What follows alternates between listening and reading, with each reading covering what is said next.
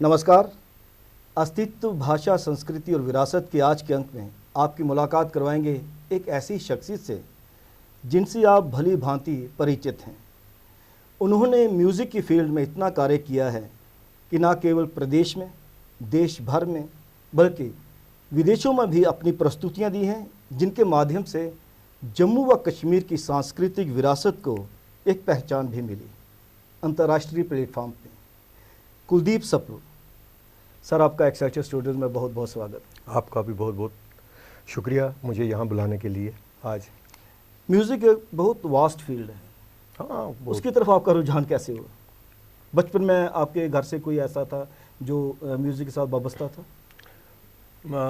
बचपन से जो मेरी इंस्पिरेशन अगर कहें तो वो मेरी माताजी रही हैं, क्योंकि वो बचपन से मैं उनको सुनता आ रहा था। वो हालांकि वो प्रोफेशनल नहीं थी गाने में, धार्मिक गीत मतलब ऐसे रूटीन में जो किचन में गाते हैं, रोटी पकाते पकाते गाते हैं, तो वो बड़ा अच्छा वो गाती थी, तो मेरा रुझान बढ़ा।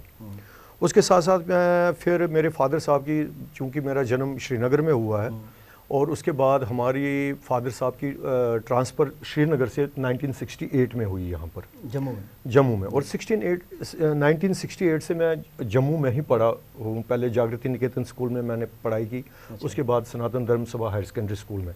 और सनातन धर्म सभा हायर सेकेंडरी स्कूल में हमें जैसे रूटीन में सभी स्कूल्स में बैंड्स होते हैं, कल्चरल एक्टिविटीज़ होती है, तो वहाँ से फिर और ज़्यादा शौक आ गया और वहीं से मैंने सीखना शुरू किया। पहले कभी फ्लूट बजा रहा था, कभी बेंजो बजाना, कभी वो सारी चीज़ें बजाना। तो उसके बाद फिर स्कूलिंग के बाद फिर कॉलेज हुआ। कॉलेज के बाद फिर मैं ऐसे कॉलेज में पढ़ा मैंने ये फरीदाबाद में। अच्छा। तो वहाँ पे गोवाइंस बहुत सारे स्टूडेंट्स होते थे हमारे, वो इलेक्ट्रॉनिक साज बजाया करते थे। अच्छा। वो मैं वहाँ से सीखा। फिर मैं यहाँ पे आया, फिर मेरी पोस्टिंग हो गई हैदरपुरा इंडियन टेलीफोन इंडस्ट्री में। अच्छा। लेकिन ये संगीत का कार्यक्रम चलता रहा।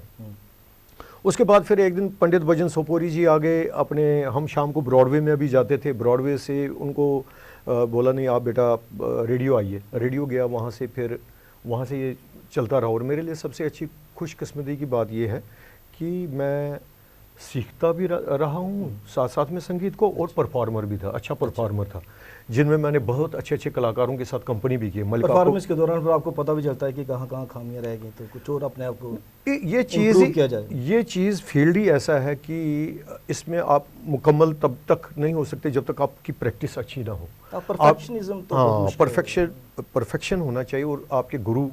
और मेरे लिए अच्छी किस्मत की बात ये रही कि मेरे बहुत अच्छे अच्छे गुरु मिले सीखने के लिए। मैं पंडित भजन सोपोरी जी का शिष्य हूँ। अच्छा। हाँ। और उसके बाद पंडित टीके जलाली साहब हमारे उधर रेडियो श्रीनगर में होते थे। फिर कृष्ण लंगू जी होते थे, नसरुल्लाह खान साहब होते थे, मोहम्मद अशरफ साहब होते थे। उन लोगों के साथ मुझे काम करने का मौका मिला। तो संगीत की दुनिया में ये सारे बहुत जाने पहचाने नाम हैं। हाँ हाँ हाँ हाँ। तो इनिशियल स्टेज से जैसे एक क्रिकेटर गली में खेलता है वो छोटी सी गेंद लेके, हाँ, तो वही वैसा ही सिलसिला खाने में टाइम लगता है, लेकिन एग्जैक्टली फर्क वहीं से शुरू हो जाता है। जी जी जी। तो फिर ये सिलसिला चलता रहा। और फिर उसके बाद हमारे स्वर्गीय लसा कोल साहब ने एक बार इनको कहा कि ये इतने अच्छे म्यूजिशियंस हैं, तो इनके लिए यहीं पे जॉब का करो। क्योंकि मेरी जॉब लगी हुई थी इंडियन टेलीफोन इंडस्ट्री में, क्योंकि मैं टेक्निकल इंजीनियरिंग का वो सारा पढ़ाई करके आया था। तो उसके बाद फिर मेरी पोस्ट उन्होंने निकाली रेडियो में। रेडियो में music composer as a staff artist पहले, क्योंकि उस वक्त मैं बी ग्रेड का आर्टिस्ट था। अच्छा। तो आपको सर्विस के लिए ग्रेड बी हाई चाहिए कम से कम। अच्छा। उसके लिए फिर लसा कोल जी ने, स्वर्गीय लसा कोल जी ने और पंडित स्वर्गीय भजन सोपोरी जी ने बहुत एफर्ट्स किए मेरी नौकरी के लिए। उनको डीजी को एक स्पेशल ऑफ़र किया कि नहीं जी हमें इनको लेना है, हमें लिए इनको रिलैक्सेशन दी जाए। अच्छा। फिर मेरी लगे, फिर मुझे 21 जनवरी 1990 को ज्वाइन करना था। मेरा इंटरव्यू भी हो गया था, मेरा सब कुछ हो गया था, लेकिन अनफॉर्चुनेटली 21 जनवरी 1990 से पहले आपको पता है कि कश्मीर के कैसे हालात हो गए, तो उनका भी हो गया और सारा उथल पुथल हो गया। फिर मैं ज्वाइन नहीं कर पाया। और उसके बाद फिर मैंने अपनी संगीत की विरासत को जारी रखा यहाँ पर। बहुत सारे जॉब्स की ऑफ़र भी आई, लेकिन बट उन दिनों आपको पता है कि दूरदर्शन में बहुत सारा काम होता बहुत था, सारा काम था, तो मैं अप्रूव्ड कंपोज़र नहीं था। अफसोस की बात है कि आप दूरदर्शन में काम है ही नहीं, वो तब था। हाँ, तब बहुत काम था। अच्छा, उस वक्त के जो हमारे प्रोग्राम एग्जीक्यूटिव्स होते, जो प्रोग्राम, उनका उनमें ज़्यादा पैशन होता था। पैशन ये होता था कि हम कुछ करें, हम कुछ ऐसी प्रोडक्शन करें, और उसके लिए वो अच्छे अच्छे संगीतकारों को लाते थे, अच्छे म्यूजिशियंस को, अच्छे सिंगर्स को, उनको मौका मिलता था काम करने का, और बहुत काम था कि हमें तो स्टाफ ही नहीं है दूरदर्शन में, रिक्रूटमेंट्स नहीं है, स्टाफ नहीं है, बंद होने के कगार पे है दूरदर्शन। वो सुनहरी दौर रहा, वो एक गोल्डन एरा था, और गोल्डन एरा के टाइम पे हम लोग अपने आप को मानते हैं खुशकिस्मत कि हमने वैसे लोगों के साथ किया। मैंने मलिका पुखराज जी पाकिस्तान से आई, अच्छा। तो मैंने उनके साथ कंपनी किया, उनके साथ भी बड़ी अच्छी, बड़े अच्छे पीनाज मसानी, महमद हुसैन, अहमद हुसैन, उन जैसे लोगों के साथ हमने उठना, सुरेश वाडेकर जी से लोगों के साथ हम कंपनी कर रहे हैं, तो हमें एक एक्सपोजर मिलता था और सीखते भी थे साथ साथ में। तो ये मेरा संगीत का सफ़र रहा, और उसके बाद फिर मैं जम्मू आ गया। जम्मू में उसके बाद फिर यहाँ पे मैंने एज कंपोजरी का एग्ज़ाम्स दे दिए, उसके बाद सीरियल्स किए दूरदर्शन के लिए, उसके बाद फिर मैंने अपनी अपग्रेडेशन करवाई, ग्रेड 1 हूँ इस वक्त मैं म्यूज़िक कंपोज़र, और अपना मेरा यहाँ स्टूडियो भी है, और एक प्रोडक्शन हाउस भी है मेरा, सारुसत फिल्म्स है, और एक RM के आर्ट्स एंड रिसर्च फाउंडेशन की तरफ से हम देश और विदेश में हम अपने जम्मू कश्मीर की सभ्यता संस्कृति को बाहर ले जाते हैं, जिसमें हम लाइट एंड साउंड शोज़ वगैरह भी करते हैं, म्यूज़िकल कॉन्सर्ट्स करते हैं, तो ये सभी चलता रहा है। मैं आपसे एक बात जानना चाहूँगा कि देखिए म्यूज़िक बहुत बड़ी विशाल फील्ड मानी जाती है, तो उसके माध्यम से हम अपनी सांस्कृतिक विरासत को कैसे दूर दूर पहचान दिलवा सकते हैं और ले जा सकते हैं दूर दूर तक, अलग अलग क्षेत्रों में, उसमें आपने काफ़ी काम किया। जी जी, लाइट एंड साउंड जैसे आप बोल रहे हो, हाँ। आपने इंडिया के बाहर भी जाकर वो परफॉर्मेंसेस दी। मैंने सबसे पहले हर एक लैंग्वेज के लिए काम किया हुआ है, क्योंकि जैसे मैंने खुद कहा कि जब मैं कश्मीर में ज़रूर पैदा हुआ हूँ, मैंने कश्मीरी के लिए बहुत काम किया, लेकिन जम्मू में जो मेरी कर्म भूमि है, जहाँ में मैं काम कर रहा हूँ, जहाँ 1968 से आप जम्मू में ही रहे। हाँ, उसके बाद मैं कश्मीर भी गया ना, जैसे मैंने कहा कश्मीर मेरी सर्विस लग गई, जॉब लग गया वो, लेकिन उसके बाद जो इस वक्त मेरा कर्म है वो तो जम्मू की धरती पे हो रहा है ना। तो जम्मू के फिर मैंने कहा अगर मैं जम्मू में काम कर रहा हूँ तो मुझे डोगरी लैंग्वेज पे काम करना चाहिए। फिर मैंने डोगरी लैंग्वेज पे बहुत सारे काम किया, बहुत सारे गीत मैंने कंपोज किए जो बड़े अच्छे चल रहे हैं। और उसके बाद फिर भारत के देशों में डोगरी कल्चर को लेने के लिए 2017 में मिनिस्ट्री ऑफ कल्चर ने जम्मू कश्मीर की सांस्कृतिक कार्यक्रम के लिए इंडिया एट 70 के लिए हमें चुना। वहाँ पे ख़ास तौर पे अब जम्मू कश्मीर का क्या ले जाते हैं हम सारे, जब भी आप देखो हर कोई ग्रुप ले जाता है, रोफ ले जाता है, डांस ले जाता है, गिद्दा ले जाता है। लेकिन इस बार आपको मैंने क्या किया कि मैंने कहा हमारे जम्मू कश्मीर की जो एक मुख्य जो आकर्षण है वो है माता वैष्णो देवी जी। माता वैष्णो देवी जी के ऊपर मैंने उनका जो एक मैंने फ्यूजन बनाया, फ्यूजन बनाया गीत के में कि how she protects in different रूप्स, कि जम्मू कश्मीर को माता वैष्णो देवी किन किन रूपों में कैसे वो इसको सेव करे हुए हैं, उसको मैंने फ्यूजन की तरफ से उसको फिर हमारे एक बहुत अच्छे जम्मू के कोरियोग्राफर हैं आकाश डोगरा जी, उन्होंने इसको कोरियोग्राफ किया और वो जापान में बहुत ही ज़्यादा पसंद किया गया और मिनिस्ट्री ऑफ कल्चर ने उसको बहुत ज़्यादा पसंद किया। तो ये हमारी संस्कृति खाली ये नहीं कि हम खाली संगीत है, हमारे जो रिसर्च ओरिएंटेड जो हमारी चीज़ें हैं जम्मू कश्मीर से, उन पे मैं आजकल ज़्यादा काम कर रहा हूँ। अच्छा, शोध करना बहुत ज़रूरी है। हाँ, और दूसरा आपका सवाल बहुत ही अच्छा था कि हम अपनी भाषा के लिए इस संगीत के से कैसे सेवा कर सकते हैं। मैं आपको राजेश्वर जी इतना कहूँगा कि क्योंकि आप खुद एक अच्छे राइटर हैं, इस फील्ड से जुड़े हैं, आप साहित्य से जुड़ी हुई चीज़ों से आप और आप ये खुद देखते हैं आपने कितना लिखा होगा आज तक, कितनी चीज़ें लिखी हैं, लेकिन संगीत ही एक ऐसी भाषा है जो भी किसी भी गीत को एक आत्मा भर देती है। और संगीत की भाषा में हाँ, कोई चाहे लैंग्वेज कश्मीरी हो, डोगरी हो, पंजाबी हो, लेकिन आजकल का यूथ जब संगीत के माध्यम से उस लैंग्वेज को सीखता है फिर वो गाता है और जुड़ता है अपनी सभ्यता से वो जुड़ता है और उसका माध्यम क्या है, वो संगीत ही एक ऐसी भाषा है, क्योंकि कहते हैं कि music has no language, it connects people, इन लोगों को जोड़ता है। संगीत कैसा भी हो, चाहे उसकी ज़ुबान कैसी हो, जैसे मैंने अभी कहा हम बाहर के देशों में जाते हैं तो लेकिन उनको मालूम नहीं है कि ये कौन सी भाषा में शब्द कौन से, लेकिन वो एंजॉय कर रहे होते हैं। तो संगीत ही एक ऐसी चीज़ है जो आपको अपनी मातृभाषा से जोड़ता है, अपने रीजन से जोड़ता है। कितना ज़रूरी है कि जो रीजनल फोक म्यूज़िक हो गया या रीजनल संगीत हो गया उस पर रिसर्च करना, और उसको जैसे आपने फ्यूज़न की बात की, तो जो भी आपको संगीत का ज्ञान है, जैसे अगर क्लासिकल का है, सेमी क्लासिकल का है, तो उसके साथ उसका वो जुड़ाव जो है, तो उसको जोड़ने से संगीत को एक नए आयाम मिलते हैं। कितना जैसे कि मैं कहना चाहूँगा कि शिव हरी बहुत प्रसिद्ध जोड़ी हुई। हाँ। जब भी उन्होंने पहाड़ी म्यूजिक को इस्तेमाल किया, चाहे सिलसिला फिल्म हो, चांदनी हो, हाँ जी। तो उसके माध्यम से वो शीर्ष तक पहुँचे। क्योंकि एक वक्त ऐसा आता है जब फोक आपको पीक तक पहुँचाता है। बिल्कुल बिल्कुल, क्योंकि फोक में अजीब सी वो एक शांति है, नया रिदम है उसमें। फोक ही तो हमारी बेसिक पहचान है। आपकी पहचान क्या है? फोक मतलब अगर आपकी जो पहचान नहीं है, अगर आपको वो फोक निकाल दिया जाए, आपकी तो कोई पहचान ही नहीं है। तो हमारी जो बेसिक पहचान है वो है फोक संगीत। फोक संगीत से ही हमारा फिर उसके बाद फिर संगीत की अलग अलग आपके एक्सपेरिमेंट कर सकते हैं। नहीं, उसके बाद फिर आपको सीखना भी है ना, मतलब ताल है, आपका मतलब राग है, उन रागनियों को जानना बहुत ज़रूरी है, ताल सीखने बहुत ज़रूरी है। जब तक आप ताल को नहीं जानोगे आप संगीत को अच्छी तरह से परफॉर्म नहीं कर पाओगे। बेशक आपको गॉड गिफ्टेड बहुत अच्छी आवाज़ हो, आपकी बहुत अच्छी मतलब वॉइस हो, वॉइस टेक्सचर हो, लेकिन उस वॉइस टेक्सचर को आपको, जैसे एक गोल्ड को हम पिघलाकर एक अच्छा ऑर्नामेंट बनाते हैं, वैसे ही उस आवाज़ को हम तराशते हैं।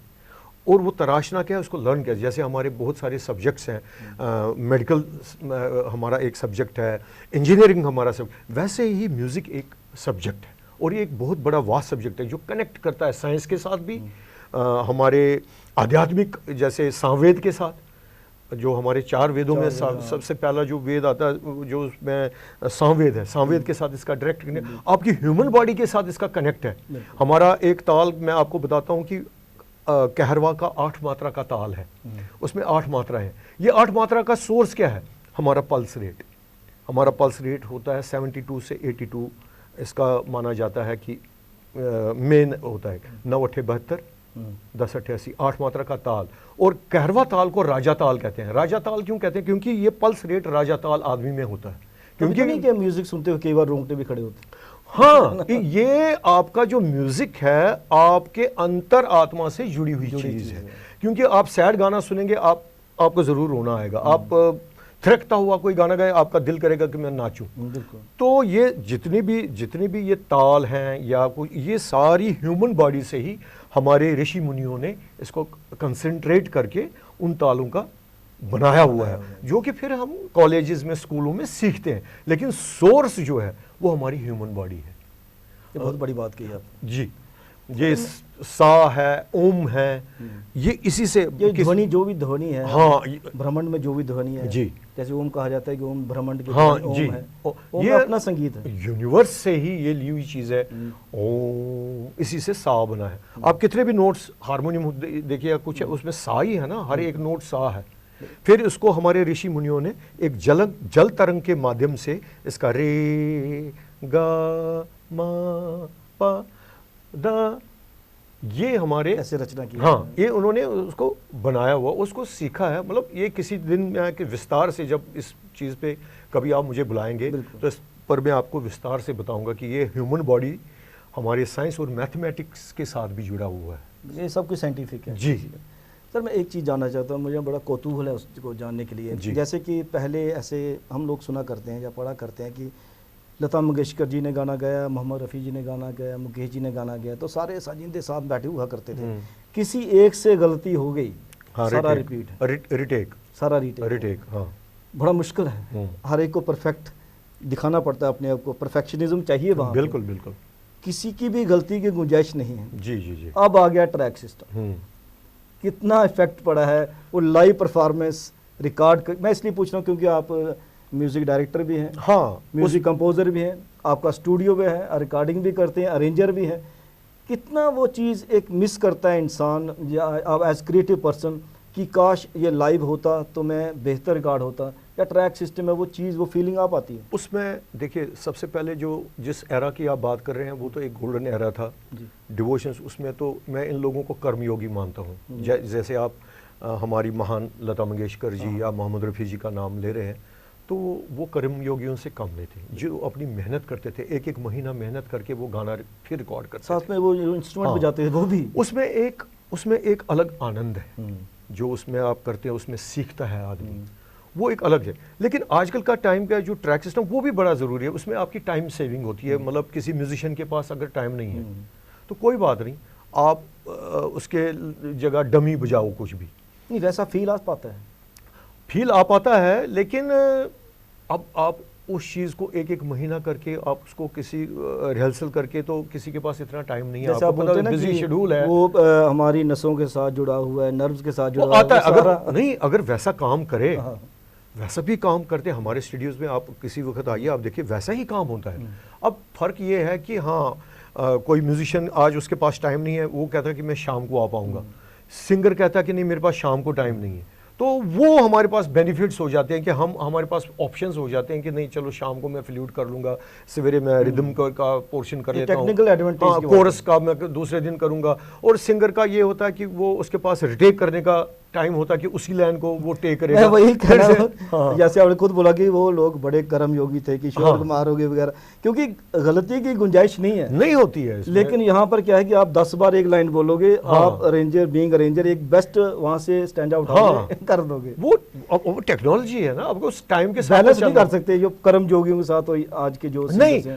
देखिए ना, आजकल के जो गीत हैं, बड़े अच्छे गीत कंपोज हो रहे हैं, बड़े अच्छे, लेकिन मुझे बताइए कौन से कितने घरों में वो फिर याद होते हैं? जैसे आप अभी भी आप जाएं ना, तो वो आप मोहम्मद रफ़ी साहब का या किशोर कुमार जी का या लता मंगेशकर का गाना जो अभी भी यंगस्टर्स गा रहे हैं, तो उस वक्त मेलोडी हावी होती थी।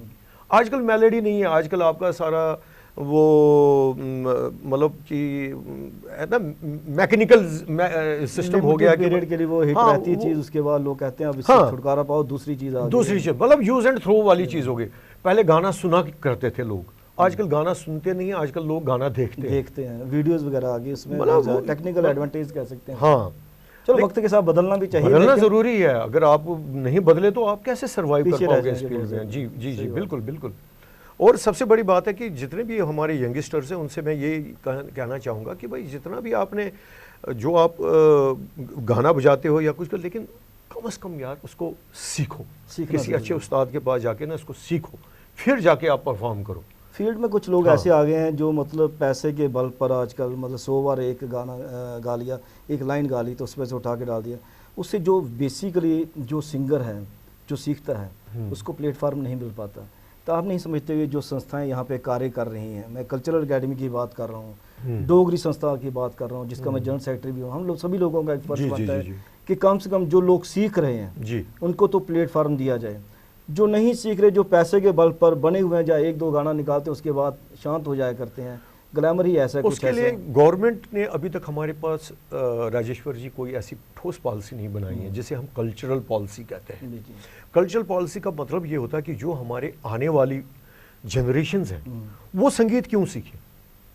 हाँ नहीं, उनको फाइनेंशियली कुछ उनको देखना है कि इसमें हम सर्वाइव कैसे करें। बिल्कुल ठीक है ना, फाइनेंशियल सिक्योरिटी तो चाहिए, फाइनेंशियल सिक्योरिटी चाहिए। उसके लिए गवर्नमेंट क्या काम कर रही है, उसमें कल्चरल पॉलिसी आपकी क्या कर रही है। खाली आपका सेक्रेटरी चेंज होने से या इदारा होने से, दूरदर्शन, रेडियो, कल्चरल एकेडमी, ये सारा कुछ ऐसा नहीं होता जब तक आपके पास एक ठोस कल्चरल पॉलिसी नहीं हो, एक कल्चरल ठोस पॉलिसी हो। जैसे अभी अभी आपने देखा होगा कि फिल्म पॉलिसी आ गई, गवर्नमेंट जम्मू एंड कश्मीर ने डिक्लेयर किया फिल्म, लेकिन उस फिल्म पॉलिसी से हमारे जम्मू कश्मीर के यूथ को कितना फायदा हुआ? लोकल टैलेंट अभी है ही नहीं कुछ उसमें फायदा। अभी तक तो बाहर के लोग, अभी देखिए अब टेंडरिंग होती है किसी भी काम में, यहाँ पे कल्चरल टेंडरिंग होती है, जैसे हमारे J&K के टूरिज्म वाले टेंडरिंग करते हैं, मैक्सिमम बाहर वाले फायदा लेते हैं। तो हमारे जम्मू कश्मीर का टैलेंट क्या है, वो उसमें कहते हैं जी आपका टर्नओवर 50 लाख होना चाहिए। अरे भाई तो जब वो काम ही नहीं करेगा, जब उसने काम ही नहीं किया तो उसके पास 50 लाख या 60 लाख रुपया कहाँ से टर्नओवर होगा।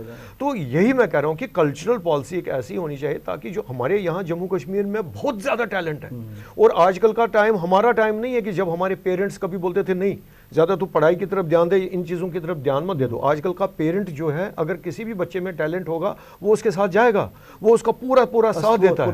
उनको पता है कि हमारे जम्मू कश्मीर के बच्चे देखो कितना अच्छा करके आए। अभी ये चिराग कोतवाल जी ने देखो हमारे, वो तो दूसरी बात है कि जम्वाल रही। हाँ, तो वही मैं कह रहा हूँ। तो आपको ये बड़ी जानकर ये हैरानी होगी, शारंग देव जो हमारे कश्मीर के ही हैं, जिन्होंने सारे गामा पादानीसा का ये निर्माण किया है, ये किसी को पता ही नहीं होगा। तो ऐसे अब ये किस लिए किया है? ये इसलिए किया है कि हमारे जो कल्चरल पॉलिसी जो आगे चलाने वाले लोग हैं, जो इस पर अफसर बैठे हैं, जो गवर्नमेंट बैठी है, उन चीज़ों को उनको सोचने की ज़रूरत है कि ताकि हमारे बच्चों का फ्यूचर कैसे, हमारा कल्चर कैसे प्रिजर्व रहे। बिल्कुल।